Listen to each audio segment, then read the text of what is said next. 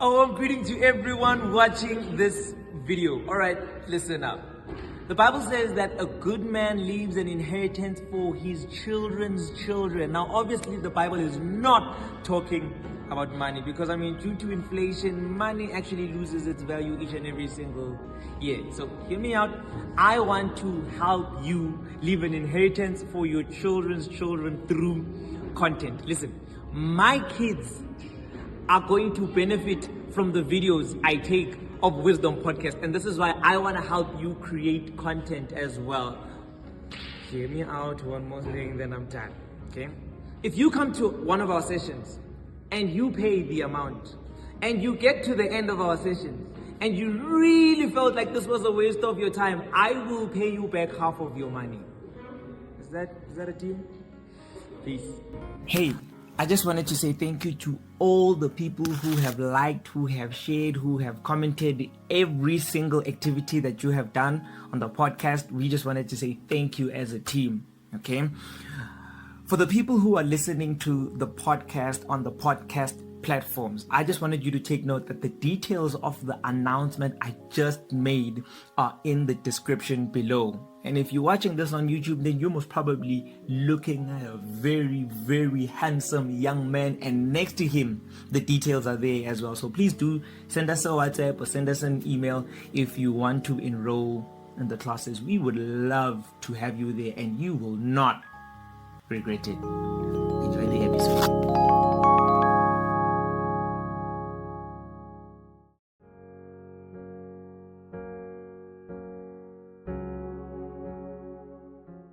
A warm greeting to everyone watching, listening, hearing, seeing, thinking, breathing, all things in the world. Welcome again to another episode of Wisdom Podcast.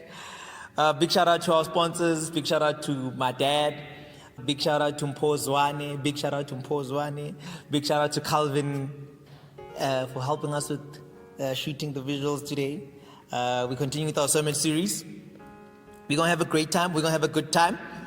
Please make sure you like, share, comment, and subscribe. Please make sure you like, share, comment, and subscribe. Tell your friends, tell their friends, tell their other friends about it. So we're talking about prayer. And as you guys know, I like showing the functions of particular themes in the Bible. Wisdom Podcast is here to make biblical doctrine very applicable. But I just want to share with you guys the importance of understanding the function of a thing. All right? So allow me to make this example. It's an example, I think by the time this episode comes out, I would have made it at church. So if I were to give you a mic, all right? The mic we normally use to amplify our voice.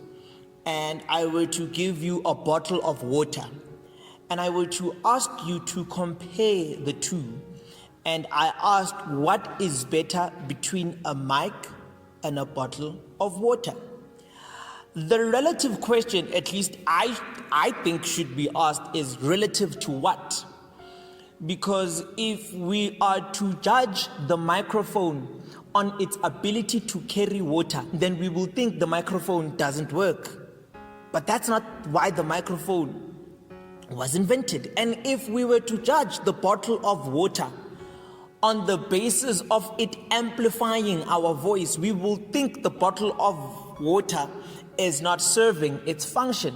And because our expectations were not met, we will end up living in frustration and disappointment. Disappointment comes as a result of unmet expectations. So now the next time you are disappointed in someone, it's because they did not meet the expectations you had about them in your head.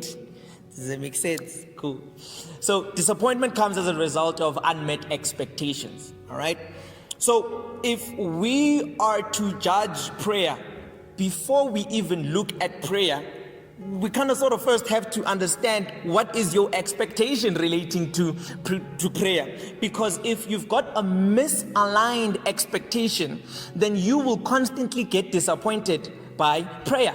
In fact, the sermon, maybe I'll even post it here. we'll see. The sermon I'm actually preparing. Well, I'm preparing it right now as I'm recording this. Is this? This is the title of that sermon, and that is, prayer is not witchcraft, it's willcraft. Yeah, I like that, man.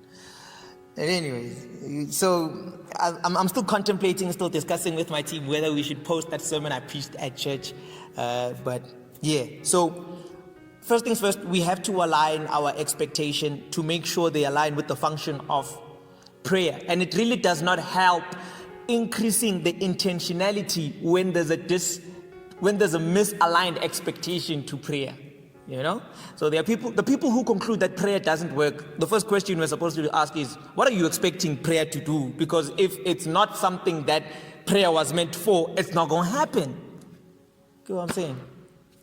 So that's the first thing I wanted to mention, and this is why Wisdom Podcast, I think, is very important, because we adjust expectations so that people can refrain from disappointments, with Christianity and all the themes that surround the Christian doctrine. We are continuing with our sermon series, and today's sermon title, I'm gonna give it to you. I'm gonna give it to you after we read the scripture, which is 1 Kings chapter 18, verse 41 and 42. And 40, I'm gonna leave it at 44, actually 46. Okay. And Elijah said to Ahab, "Go, eat and drink, for there is the sound of heavy rain." So Ahab went off to eat and drink, but Elijah climbed to the top of Carmel, bent down to the ground, and put his face between his knees. "Go and look toward the sea," he told the servant, and he went up and looked. "There is nothing there," he said. 7 times Elijah said, "Go back." The 7th time the servant reported, "A cloud as small as a man's hand is rising from the sea." So Elijah said, "Go and tell Ahab, hitch up your chariot and go down before the rain stops you." All right, I'm going to leave it there at verse 44. I think that's cool. So this is the sermon title. I love it so much. And this sermon is called, I Know How to Use It. I know how to use it. Let us pray. Holy Spirit, speak through me. In Jesus' name I pray. Amen. So what we are finding in the text is there has been a serious drought in the area that Elijah was living in. And Elijah get this instinct in him that rain is coming. And he actually prays for the rain. Now, we actually find in the book of James where the whole narrative that he prayed for the rain is actually solidified. So we see it in the book of James where it says that Elijah actually did pray for the rain. But there are a couple of things I just want to point out which I think are very important and one should be aware of when it comes to prayer. And that is point number 1. Prayer activates our supernatural instinct. Prayer activates our supernatural instinct. Now, the natural instinct aims for humanity to survive, but supernatural instinct aims for humanity to thrive. And this is why if you are a person who does not pray, you'll just be living for survival. You'll just be living to see another day. You'll just be okay with seeing another day. I personally don't just want to see another day. I want to thrive in the other day. And this is why Elijah was able to hear the rain in the most dry. It has not been raining in this area for years. But because Elijah is a man who prays, he was able to use his supernatural instinct. And this is what he says. He says, I hear rain. Imagine how crazy that sounds. It's been dry for the longest time, but because you are a person who operates on supernatural instinct, you refuse to conclude on the circumstances based on how it looks with the natural, because you understand that your instincts operate from the supernatural. So prayer activates our supernatural instinct. where the natural aims for us to survive, the supernatural aims for us to thrive. Don't aim just to survive, aim to thrive. All right? Point number one. Point number two, prayer fastens the process. All right? I'm reading the text. It was dry. Elijah gets on his knees and he prays. Do you understand that the prayer that Elijah made caused evaporation? The prayer that Elijah made caused evaporation. And this is why, hear me out, ladies and gentlemen, time is not our God. I'm going to say that one more time. Time is not our God. I understand that some things take time, but we cannot God time. Because our God is able to fasten the process. While everyone else has to wait for evaporation for there to be rain, our God is able to fasten the process. And this is why time is not our God. I heard people say that time heals. I beg to differ. God heals. Okay, cool. And this is why if you started a business, don't conclude like everyone else concludes that it's going to take time. Get God involved. Who knows? It might be faster for you. I know everyone is throwing in their CV and it's taking time. Who knows? It might be different for you. Hey. Okay, cool. I actually got a testimony from this one. All right. I think this is my last point. I like this sermon. So here's another thing I think prayer does. Actually, let me add this one. Thank you, Holy Spirit. Any prophecy that's not covered by prayer is dangerous. You see, Elijah released a prophetic word that it's gonna rain. And right after that, he prays. Any word that's not covered by any prophetic word that's not covered by prayer, it's a very dangerous prophecy. And it's actually interesting because sometimes even the evil spirits can look like they are prophetic. But true prophecy only exists in an environment of prayer. Okay, I'm gonna leave it there. That was not in my notes. Manna. You know how I feel about manna. Here's another thing I want to say, and then I think I'm done.